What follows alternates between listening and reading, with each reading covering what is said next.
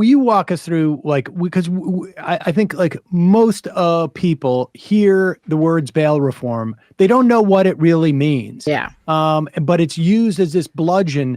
The idea that George Soros has control of all these prosecutors all across the country. Yeah. And they are, they're doing things like bail reform, and they're basically telling shoplifters, like, don't worry about it. And they're allowing violent criminal, like all of this is all part of that same hysteria. Meanwhile, we should know, like, violent crime. Well, crime, I think, in New York City is down almost 25%. Yes. That's nuts. Yes. Like, and the majority of what's in the New York criminal system and the criminal system across the country isn't violent crime in the first place. It's not even felonies. It's misdemeanors, traffic offenses, and low violations and non-infractions. The majority of what you're seeing in the criminal system isn't that. I could tell you that. Practicing in New York City. The thing about everything, all the hysteria around bail reform and everything that happens in New York City has a lot to do with how New York City is perceived. And it's perceived as this big progressive utopia with a bunch of Black people and brown people in it. So, it's minorities running amok. That's how they make it seem. Meanwhile, if you look at New York City got landmark bail reform at the top of 2020. But New Jersey got rid of cash bail in 2014 under Chris Christie, but you never heard about that, right? Like, next door, that doesn't get talked about. You only get these dog whistles because New York City is painted like all of the wees are there. But what bail reform did in New York City, and bail reform has been incredibly successful. There are all the stats on this. I suggest people go to a website called factsnotfair.org, and they will give you all the stats on that. But also the comptroller has it all on his website. But bail reform was bail in and of itself is designed to make sure that people return to court. That's, first of all, I want to say that, because people have this idea from the media that it's a safety factor, that they're deciding that people are dangerous and that's why bail is being set. No, bail is set to determine whether people go to court.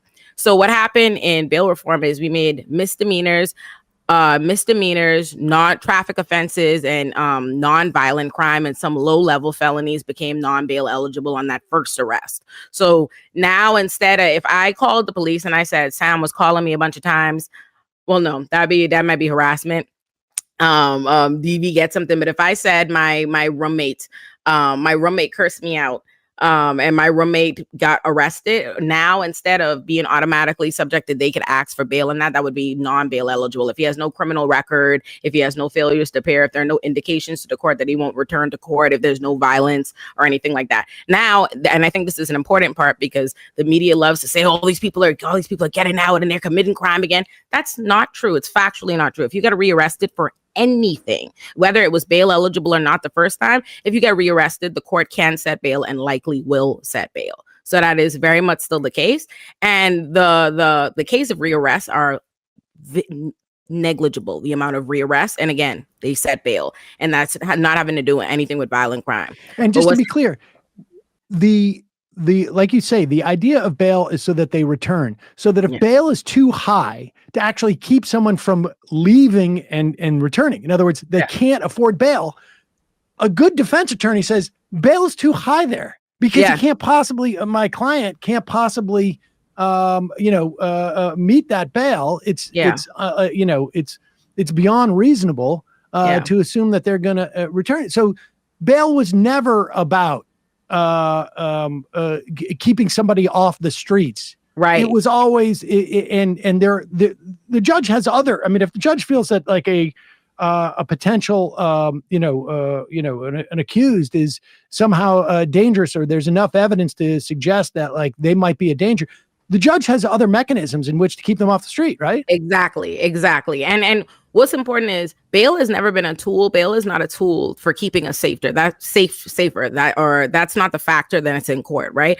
Bail is used. How bail is used in the criminal system is to coerce pleas, because the reality is most things you represent in the most criminal cases in the legal system are not resolved as criminal cases. Most of them will be disposed of. Most of them will be dissolved with something less than a criminal conviction. What happens is, and I think this is important, especially in the context of, think about this in the context of homelessness, especially in New York City, because they're always thinking homeless people saying, oh, they have these long rap sheets, or they're in and out of the criminal system.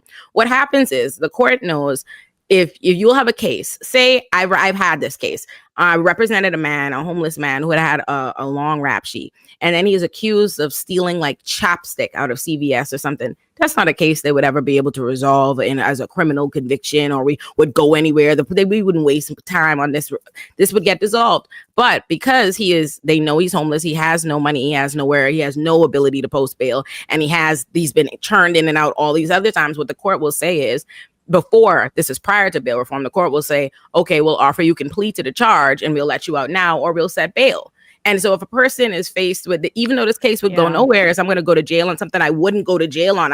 You would never be able to send him to jail if he on a conviction or anything but you could use pretrial and cash bail to get him in. So what happens is people will just plead to the charge so that they can leave then. And now they have criminal convictions and a rap sheet that's going to be weaponized against them at a later date. So to emphasize the point as well, it's basically a leverage point for prosecutors to rack up basically conviction rates, which is helpful for them in their careers. Absolutely. Okay. Absolutely. Yeah. And so, and what Eric Adams has done, his attack on bail reform was kind of born out of the campaign to close Rikers, right? Like, in order to close Rikers, the original plan that de Blasio had signed on to was they'd close Rikers by 2027. And in order to close Rikers, they have to first decarcerate, like bring down the numbers at Rikers. So what Eric Adams has done is the minute he becomes mayor, he starts campaigning against bail reform nonstop. And it doesn't matter how many times we debunk the stories after. Again, the media goes wild with the original story, just lying and tying something to bail reform that has nothing to do with it.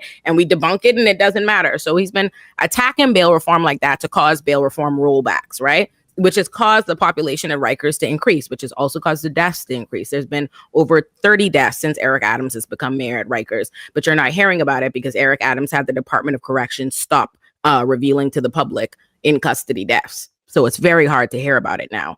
So what he's been doing is for every rollback and bringing down, causing the numbers at Rikers to increase, he's now using that as an argument against closing Rikers. He's saying, well, we can't close Rikers because there are too many people in Rikers, which he's causing by fighting bail reform. So again, he's the problem and the answer in his mind. That's how he's doing it. I want to switch to some of these themes in the context of the race out in formerly 3. George Santos's district. Yeah. But before we move on from Eric Adams, why is he not in jail yet? I mean, let's say Eric Adams was your client and the FBI has come for his cell phone. The FBI, like everybody around him, all the guys he hung out with, seem to be like going in, talking to the FBI. Maybe they're getting prosecuted. They're like, what's going on? Do you have a sense of what's happening with Eric Adams there? I think honestly, they're moving kind of swiftly, right? Like, I think Eric Adams, don't mind Eric Adams. I think that's the first thing I want to say is we should not look to Eric Adams' demeanor and how he is handling this as evidence of what's to come, because I think they're coming for Eric Adams. I think that's very clear that there's a series of events, all my political enemies in New York City, right? Before I hated Eric Adams, I was on Cuomo's neck constantly. And this was kind of how the chips started to fall for Cuomo too, right? Like, where you start hearing about the scandal with the old folks' homes. And then it started trickling down. And Cuomo was acting pretty cool and cavalier about that, as Eric Adams is. But honestly, I think several of the people involved with his campaign have pled guilty, or been charged. So I think they're just making their case against them. And I honestly think Eric Adams, I think it's the migrant crisis that caused this, to be honest. I think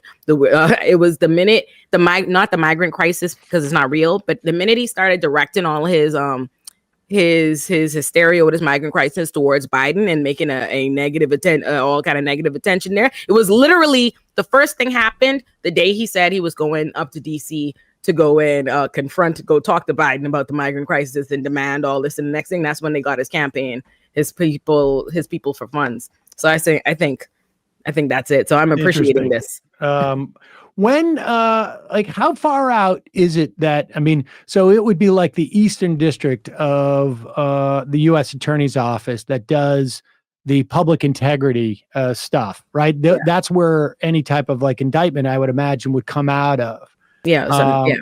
And what do you have a sense of, like, how many months out from the mayoral race they would put it on pause? Because they have the same rules theoretically that the Department of Justice, the FBI, like when Comey came out and even talked about that letter about Hillary Clinton. I mean, we didn't get that so much with her in the special counsel, but it's close. Like, there is a number of months in which it becomes like a no-go zone, essentially, for prosecution. Do you know how many months that is out?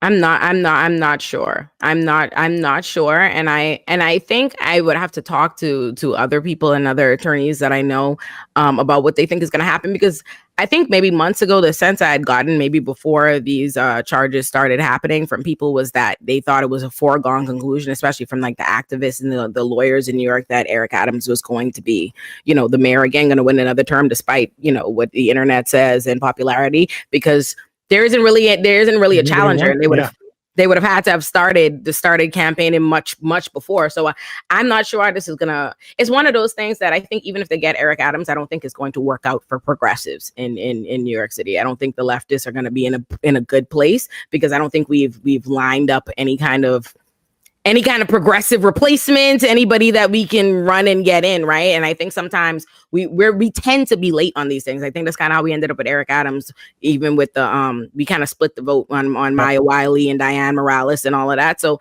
I don't think we're gonna come out on top from losing from whatever happens, but I think they're gonna get Eric Adams too late. But I'm not sure. I'd have to look into the specifics on how far out I think it is.